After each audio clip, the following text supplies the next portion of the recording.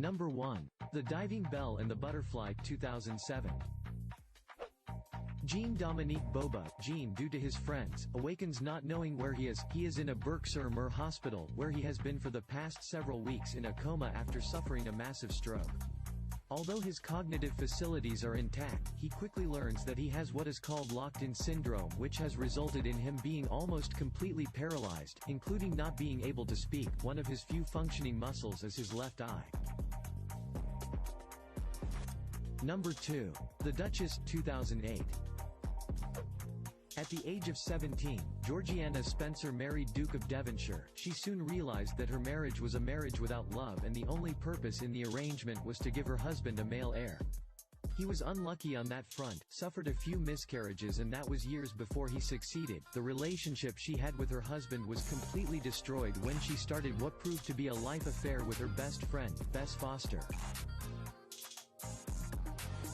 Number 3. The Consul of Sodom 2009.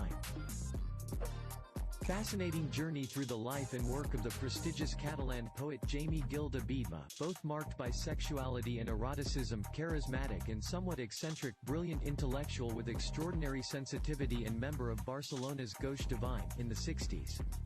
Gil de Biedma liked to describe himself as a poet of experience while he suffered dreadfully from the dichotomy strangling him, bourgeois and executive for a multinational by day, communist and homosexual poet by night. Number 4. Mahler on the Couch 2010. Austrian composer Gustav Mahler goes to see psychoanalyst Sigmund Freud in the summer of 1910 because he was tormented by excruciating jealousy. He wants his wife Alma, who is composer and 39 years younger than him, to live a more traditional life as a wife and mother, and she obeys. The reason for his visit is a love letter, addressed to him, but intended for his wife. It comes from Walter, a young handsome architect who indulges in details of his affair with Alma.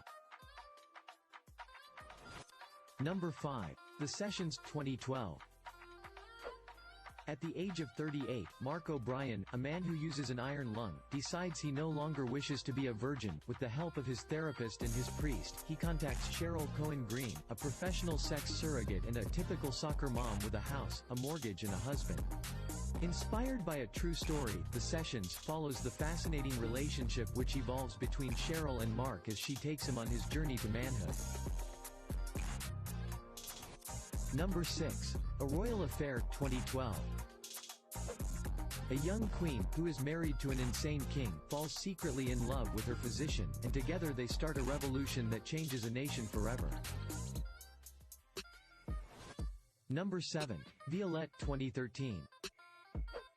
Violette Leduc, born a bastard at the beginning of last century, meets Simone de Beauvoir in the years after the war in Saint-Germain-des-Prés, then begins an intense relationship between the two women that will last throughout their lives, a relationship based on the quest for freedom through writing for Violette and conviction for Simone to have in their hands the fate of an extraordinary writer. Number 8. Tough Love 2015. A karate expert recounts his early life, his turbulent childhood, rife with sexual abuse, and a career as a pimp. Andreas Karate Andy Marquardt's subsequent rehabilitation treatment enables him to start life again with the one girl who suffered his worst abuse. He runs a karate school today for children to prove that it's possible to turn over a new leaf. Number 9. The Danish Girl 2015. A fictitious love story loosely inspired by the lives of Danish artists Lily Elbe and Gerda Wegener. Lily and Gerda's marriage and work evolve as they navigate Lily's groundbreaking journey as a transgender pioneer.